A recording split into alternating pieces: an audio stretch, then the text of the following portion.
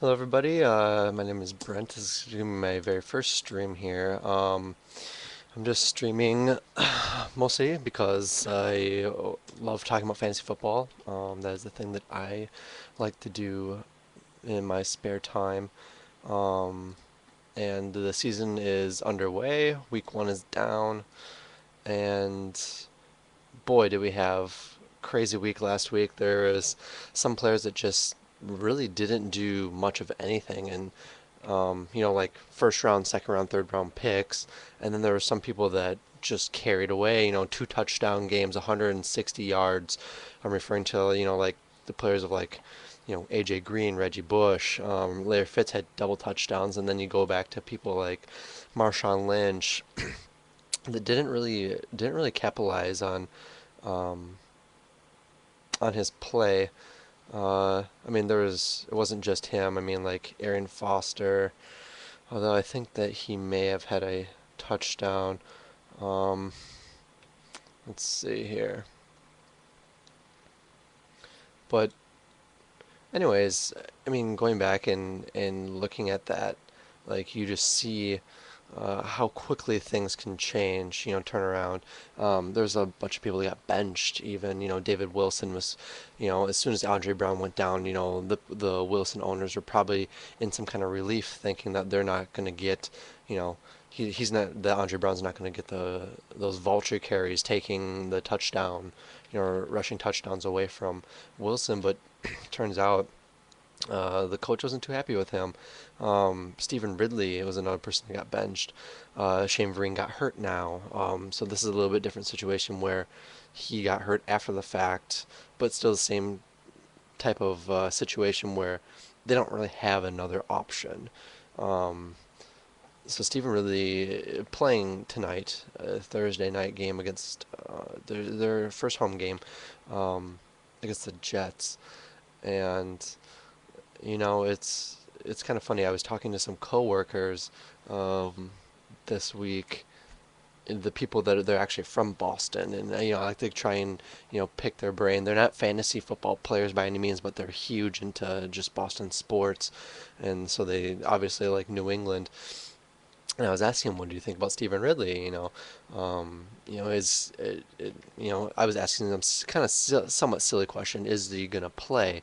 Well, it's kind of rhetorical for me. Obviously, he's gonna play, but like, how much of a factor is it gonna be in the New England game plan going forward? Because, like I said, he fumbled. The coach benched him. Wasn't happy with him. Um, and they're talking. They're saying, he Belichick's a hard guy, and he doesn't like failure. He doesn't, like when people mess up. But um, I mean, Shane Vereen busts out 100 yards in the first week, and breaks his wrist and has to have surgery, and now you know who knows what's going to happen with that when he'll be back at least. I mean, originally I looked and it said that he'll have to have surgery 2 to 3 weeks is what it said, but I mean it could be out even longer than that. That could just be before he returns to practices and is you know listed as maybe like a questionable or doubtful, so like potential to play but probably won't. So probably be like more like 4 to 6 weeks before he's actually ready to go full fledged. But that's going to give Stephen really some time to get his job back, his the security, of what he brought last year. Um, I mean Gronk still going to be out. Um, Sudfeld didn't do anything, um, and that was really surprising. A lot of people really high on him. They're like, okay, Tom Brady loves to throw tight ends. Well, does he, or did that just prove that he just likes to throw to people that catch the ball? But Sudfeld did have a growing injury, so um, not really sure on what that kind of impact played on the decision for not throwing the ball that much. But so maybe Sudfeld still could be a target later on, as the season goes on. But um, tonight, I wouldn't make a bet on it. Um, Julian Edelman, though, I actually, he, in my league, he was out there to pick up on waivers. And in my league, I know like some leagues will have waivers where um, you have a priority list, and as soon as somebody goes out to pick up that player, as soon as the waiver wire is going to be cleared, usually Wednesday morning is when ours is, and that's typically when everybody else is as well. Um, then the person with the priority, so if they're number one, number two, number three, number four, if they wanted that player, the number one person or the highest person in that ladder picks them up. Well, in my league, we have that priority list, but that's only for a tiebreaker system because I have a bidding system. You have $100 to start off with throughout the season, and as the season goes on, you're gonna be like, you can bid on players and you can use that money. You can bid all 100 if you want one player if you want, if you're really confident, that guy's gonna really carry your team. But um, typically, you don't want to waste all your money or that much money um, on a player like I bid. I think I only bid $3 on Julian Edelman. I don't like. I kind of thought that was too low. I probably should have bid like 7 or 8, but nobody else went after him because I was 12th on my list. So if somebody would have tied, somebody would have bid $3 as well, I would have lost out on that. Whereas if they had bid $4 or more, it wouldn't even have mattered. Like the list doesn't matter then because it's only for the tiebreaker. But I picked him up, and Amendola is injured right now. Let's see if I can find him. Um, See who has him here. But like, I mean, that's going to be a huge hit to their team. Not necessarily just for them in the fact of them losing, but like, um, actually, it's a hit to the Amendola owners, but like, it's going to boost Julian Edelman's stats. I mean, Julian Edelman already did well last week with being, playing opposite him. But Amendola.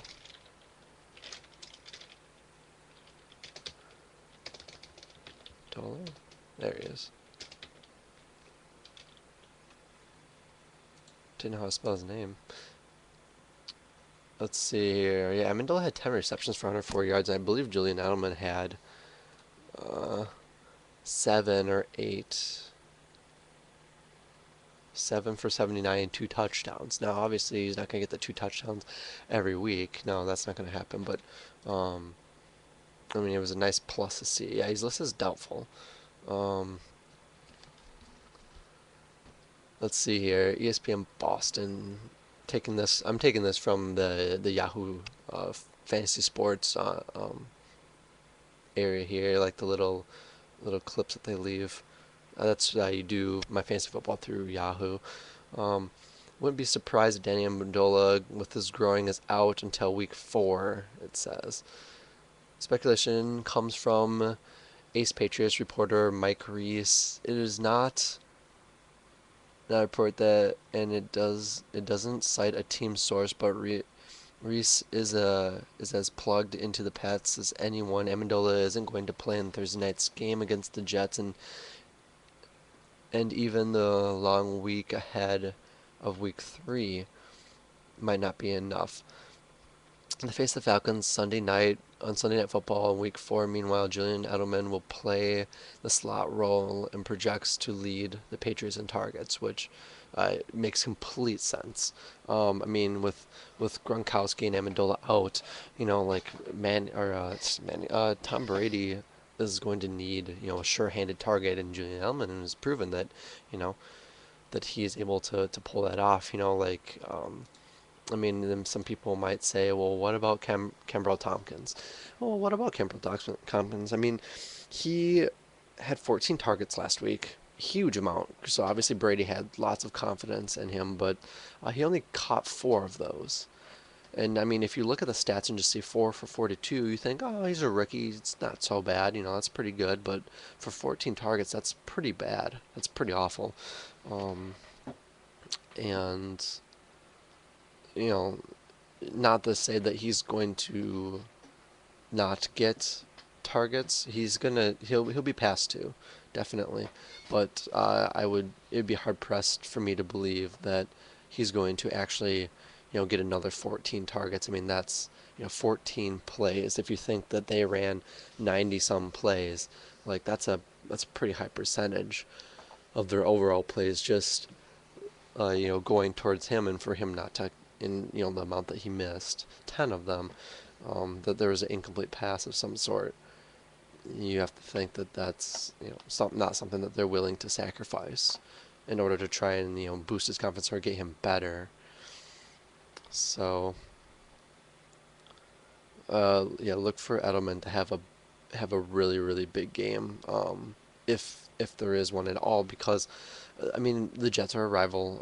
They have great corners, um, and like he's going to be the guy, and that's why I think maybe this is a game that Stephen Ridley will actually get back into the game, because um, the Jets are known for their pass defense, but not necessarily for their rush defense. So maybe this is a game where Stephen Ridley will actually do, he'll break, maybe break 100 yards, and which I think is totally doable. So that's something to keep in mind. Um, and if he does well, then that's going to get the confidence back to Belichick that, okay, you still are the guy, we're going to play you, and that's how it's going to be. So, um,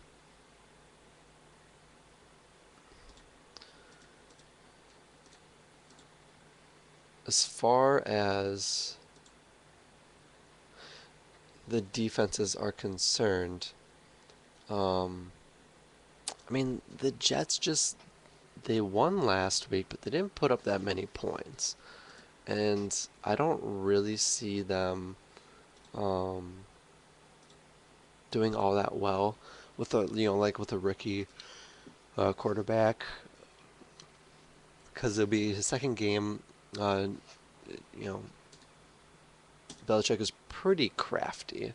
He's going to he's going to kind of focus. He always focuses on somebody, usually like in the offensive scheme of things, and you figure that he probably just go after the quarterback and want to put a bunch of pressure on him, rattle make him make mistakes, throw interceptions. Um,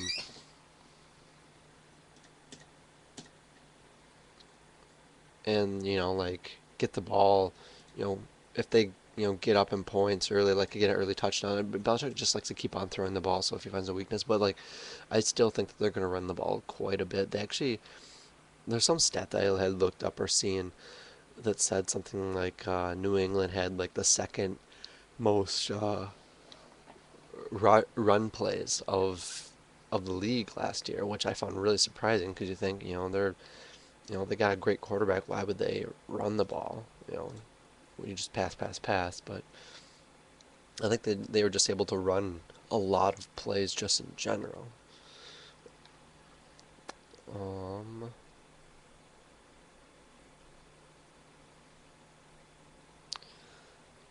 and I suppose that we can probably jump over to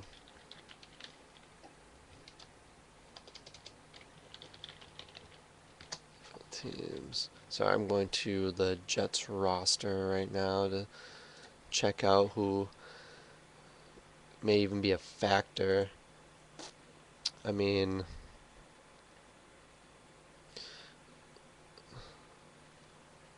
so Geno Smith is passing targets, like Stephen Hill, um, you got Santonio Holmes, Jeremy Curley, those guys have all been there before. Clyde Gates, not very familiar with. Ben Obama knew, he was from Seattle.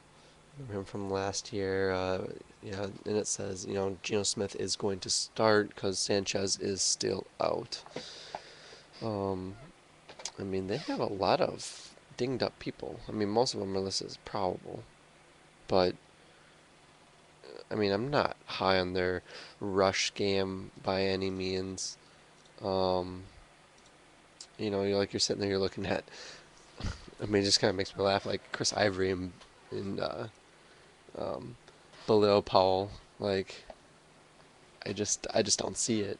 Like, Bilal Powell 12 rushes, 29 yards.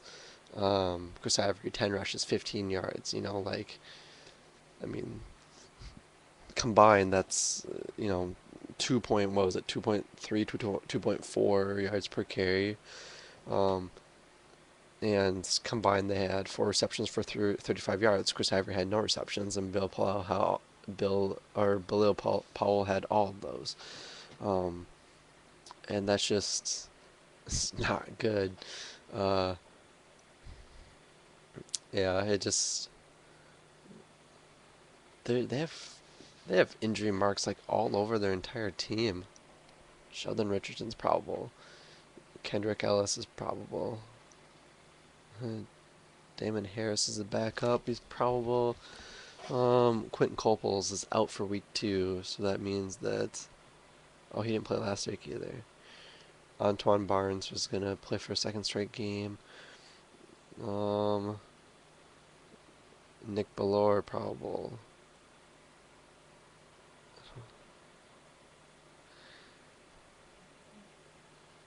D Miller or Milliner. He was there. That was that rookie that they drafted in the first round, wasn't it? So he's probable with his hip. He'll be fine, I'm sure.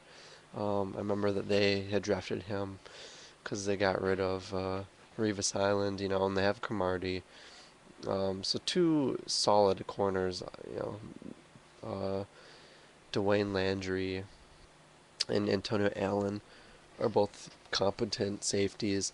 Look for Brady to probably pick on Milliner. He'll recognize rookie. Let's take advantage of that. Cromartie's a veteran, and I mean, we'll see who Cromartie actually plays on this. I mean, if Edelman's going to be in the slot, typically Cromartie won't be playing on a slot guy, but he is quicker than you'd think. So that may change. They might move him to Edelman if Edelman starts tearing it up too much. Um, but I mean, Brady, I don't know how much he'll spread out the ball. Usually he's pretty good with that. Like Rodgers and Breeze. Um, I mean, Manning. Look at the last game; he had just ridiculous amounts of yards and 7 touchdowns. He spread it out to everybody. But um, obviously, a lot of the main targets are going to be out. Aaron Dobson questionable. So it looks like 1, 2, 3, 4.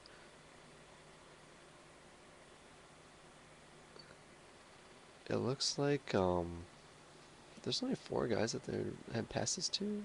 4, 5. Okay. Only 5 guys on the team caught passes. So 3 of those guys uh, had the majority of those. Um, and Amendola had the most. So Amendola going to be out. Yeah. We'll see what they end up doing, but that'll be it'll be interesting. They might, I think that they're just probably going to be running the ball.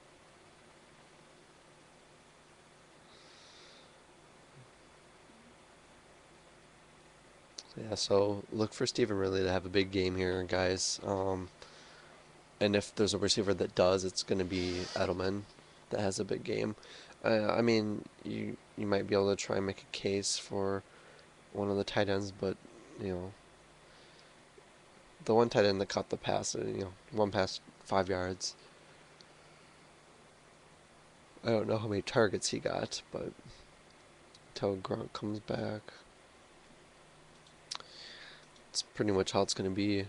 They'll want Amendola to come back soon, but like they said, they're saying, not expecting for week 3 either. It sounds like it's a fairly serious injury and it might linger. Classic Amendola. That's all you gotta say. Classic Amendola. But well, guys, thanks for watching my stream. This one was fun, definitely fun. I hope that you guys will continue watching, and I definitely want to keep on talking more fantasy football all the time. I can talk about it, you know, all day if I could, I would. Um, but all right, well, I will see you guys next time.